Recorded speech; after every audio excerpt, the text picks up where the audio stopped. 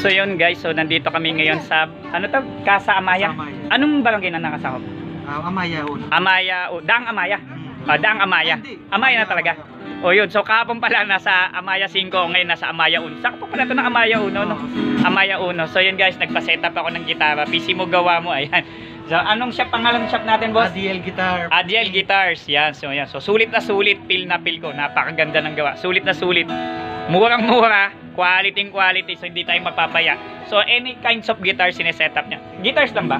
Guitar, ukulele. Ukulele, violin. Ang galing. So lahat ng string instrument. 'Yon, lahat ng string instrument. So sineset up siya dito. Napakaganda.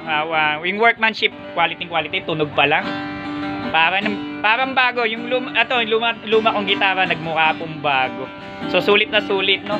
At murang-mura at nakaka-discount pa, syempre, napakulpit. Anong pangalan ng gumawa, syempre? Eric. Si Boss Eric yun. So, pakihanap lang po siya. Ang address, Block 7, Lot 20. Block 7, Lot 20, Phase 2 ng Casa Amaya. So, sulit na. Shoutout pala sa teacher ka dito, si Sir Ace, no? Ng Ashi. Maraming salamat po sa yun. Dahil Ashi ako eh. So yun, sa NC2 ko ng CSS, maraming salamat po. Boss, maraming salamat. Sulit na sulit sa paggawa. PC mo gawa mo, don't forget to subscribe. Maraming salamat po.